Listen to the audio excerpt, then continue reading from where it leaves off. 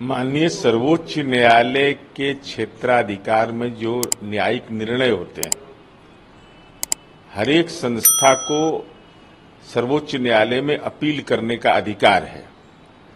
और महत्वपूर्ण विषय यह है कि इस देश के अंदर डॉक्टर भीमराव अंबेडकर का संविधान है। सबकी धार्मिक परंपराओं का सम्मान किया जाना भी आवश्यक है। ऐसी स्थिति में माननीय सर्वोच्च न्यायालय तो सर्वोच्च निकाय है, तो स्वाभाविक रूप से अगर कोई मुस्लिम पर्सनल लॉ बोर्ड ने फैसला लिया है तो ये उनका फैसला है, और सबके अधिकार और सबके सम्मान का और धार्मिक परंपराओं का, देश में जो विविधता में एकता है, इसको दृष्टिगत रख करके ही निर्णय लिया जाना आवश्यक है। जेपी नड्डा ने कहा है कि करीब 90 बार कांग्रेस की सरकार ने देश की इलेक्टेड गवर्नमेंट को टॉपल करने की काम किया है, और हमारे ऊपर आरोप जिस तरीके से लगाते हैं कि हम लोग जो है वो डिक्टेटरशिप कर रहे हैं कहीं पर भी। और बीजेपी एक ऐसी पार्टी है जो पूरी ऑल इंडिया पार्टी है, हर जगह हम लोग मौजूद हैं। आजाद भारत के इतिहास का अवलोकन करने के बाद निर्वाचित सरकार को जिस तरीके से केंद्र की सरकार, जो कांग्रेस की सरकार है, उसने दमनात्मक रुख अपना करके विधायकों को तोड़ करके वैकल्पिक सरकार का गठन किया है। इसी बिहार में उदाहरण है कि बूटा सिंह यहां राज्य के गवर्नर थे, रात में, काली रात में लोकतंत्र की हत्या कर दी गई। तो साक्षात उदाहरण है।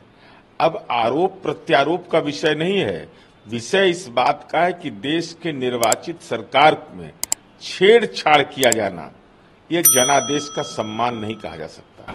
बीजेपी की बात करें या एनडीए की बात करें तो राज्यसभा में बहुमत के नीचे आ गए हैं आप लोग। 101 सीट है और बहुमत का आंकड़ा 114 सीट है। ऐसे में इंडिया गठबंधन कहीं ना कहीं आप लोग पर दबाव बना सकता है राज्यसभा कि राज्यसभा में पर्याप्त बहुमत न होना एक अलग विषय है, लेकिन लोकसभा में देश की जनता ने आदरणीय नरेंद्र मोदी को तीसरी बार प्रधानमंत्री बनने का मौका दिया।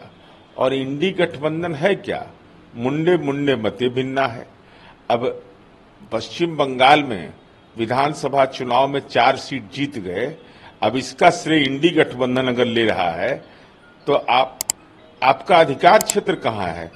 जहां कांग्रेस का समर्थन लेना ममता दीदी ने मंजूर नहीं किया, जहां सीपीआई सीपीएम का समर्थन लेना मंजूर नहीं किया।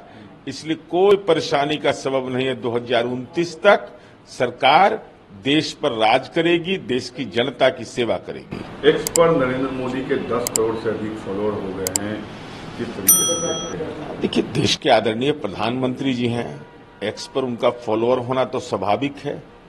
देश की जनता विभिन्न मुद्दों पर सामयिक जानकारी के लिए, उनके मंतव्य की जानकारी के लिए फॉलोअर के रूप में उनको एडॉप्ट करता है। तो ये तो निश्चित रूप से आदरणीय प्रधानमंत्री जी का जो लगातार तीसरी बार प्रधानमंत्री बनने के कारण फॉलोअर की संख्या बढ़ी है, ये निश्चित रूप से एक महत्वपूर्ण पक्ष है।